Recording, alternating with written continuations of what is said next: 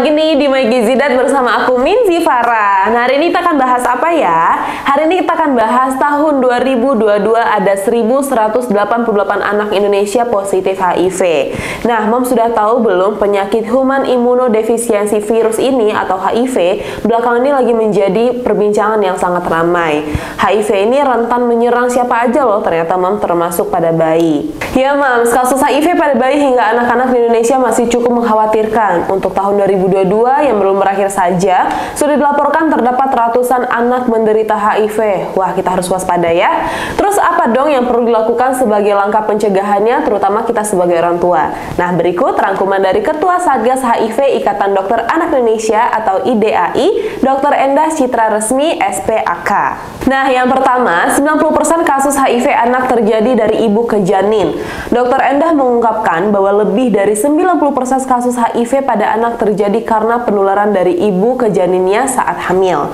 Nah, yang kedua, gejala HIV pada anak menurut Dr. Endah, HIV akan menyerang sel CD4 atau sel limfosit yang berperan penting dalam membentuk sistem imunitas tubuh. Nah, bila seseorang terpapar HIV, maka akan terjadi penurunan imun tubuh loh, Mams. Yang ketiga, jumlah anak menderita HIV. Berdasarkan data Kementerian Kesehatan ataupun Kemenkes, pada per Juni 2022, total kasus HIV di Indonesia mencapai 519.000 kasus yang tersebar di berbagai provinsi. Nah, dari jumlah tersebut, sebanyak 274 balita dengan usia kurang dari 4 tahun terinfeksi HIV, yang sebagian besar tertular dari ibunya.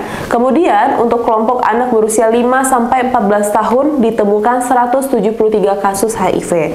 Wah, nah yang keempat, obat HIV untuk anak. Seseorang yang sudah terinfeksi HIV tidak bisa dikatakan sembuh total. Penderita HIV bisa diberikan obat yang bekerja untuk menurunkan jumlah virus dan menghambat replikasi virus di dalam tubuh. Meskipun begitu, obat yang ada tidak bisa 100% mencegah virus agar tidak bertambah banyak karena memiliki kemampuan bermutasi terhadap obat. Yang kelima, bisa tetap hidup normal saat anak diketahui positif terinfeksi HIV.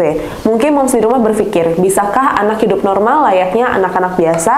Nah, selama pengobatan baik dan tidak terputus, sistem kekebalan tubuh anak bisa meningkat kok, Moms. Namun sayangnya, Dr. Endah menyebut beberapa kasus anak dengan HIV datang ketika kondisi sudah lanjut dan akhirnya menyebabkan gangguan kesehatan pada otak, lalu berdampak pula pada kemampuan motorik dan kognitifnya. Makanya kita harus mencegah dari dini ya.